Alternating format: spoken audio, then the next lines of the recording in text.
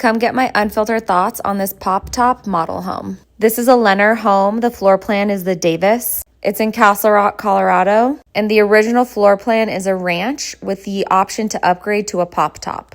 I'll explain what a pop-top is when we get to it. Right off the entrance, we have a guest bedroom, which is being used currently as an office. They're displaying some of the design finishing options in here. And you can see some different flooring options. These are not all the design options they offer. When you're building a home, you usually go to a design center where you can view everything that's offered for your home in person. Because that front room is technically a guest room, the hallway bath is a full bath. I don't know why they didn't have knobs or pulls on those drawers and cabinets. I also am really underwhelmed with the tile choices. Just like we saw with the guest room being used as a working office, the actual office in this home is also being used by sales reps. So I did have to walk right by it, so I wasn't filming them at work, but I tried to get a little view of it. I do like that they have French doors. I don't think at the base of the stairs is a great location for an office. It feels like a very high traffic area. I like that this dining room is very defined. If you wanted to paint or put wallpaper on all these walls, there's a very clear stopping and starting point. They have a deck, which means that this is a walkout basement. A lot of homes in this area are because of the proximity to the mountains. There's lots of hills. In the last house I filmed, they had texture under the accent wall.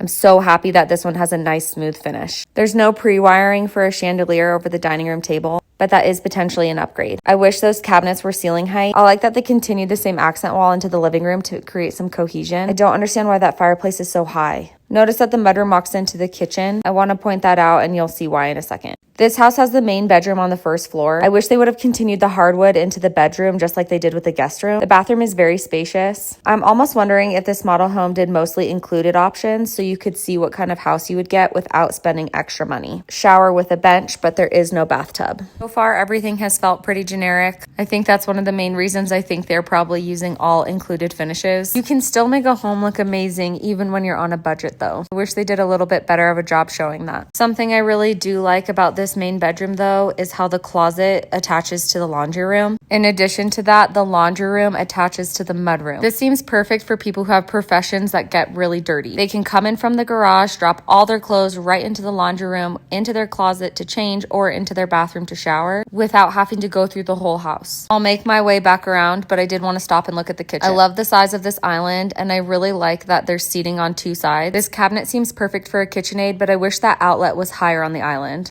I'm sad they didn't do a backsplash in the kitchen, and I'd be shocked if knobs and pulls are not included in the base price. It's possible that the included options are so bad that they chose to leave them off the cabinets. Pantry seems like a good size for this house. The drop zone in this mudroom is a really good size and could definitely fit a lot of storage. I don't love the idea of a mudroom entering into the kitchen, mainly because they're two high traffic areas and that can get very congested. In the case of this house, which is only 3 bedrooms, that might not be a problem because there's not going to be as many people living in it, but it is something I think about when I'm walking through homes. At the beginning of this video, I mentioned that this is a pop top. Typically, this house does not have an upstairs, but that is an offered upgrade. When you take a ranch style home and you add a second floor, it's called a pop top because you're popping up the top. Pop tops are usually common in older homes that were built closer to the city center where there's less room to grow out. Adding this floor only adds 1 more bedroom to this house, but I do feel like there's a lot of ways you could use this space. If there was a way to add a kitchenette, this would be a perfect mother-in-law suite. I have a hard time imagining this being a kid's space. It feels very far away from the main bedroom, but maybe as kids get older and turn into teenagers, that's more preferred. I'm not really sure. Those of you with older kids, please weigh in. There wasn't much to say about that bathroom. It's the same as the other 2 we saw. I like that they put a dresser, desk, and bed in here to show how much space this room really has. The upstairs feels like a little apartment to me. It would definitely be a great space to come and get away. I do wish I could go into the basement, but unfortunately the sales rep asked me not to. He said it's unfinished and being used as offices right now, so I didn't want to go down and interrupt. Overall, what did you think about this house? What did you like? What could you do without? As I was walking out, I noticed the flooring in the office is different than the flooring in the rest of the house. I'm sure they'll change that when they're getting ready to sell this model. Well, that's a wrap on this house. Let me know what you think, and I'll see you next weekend.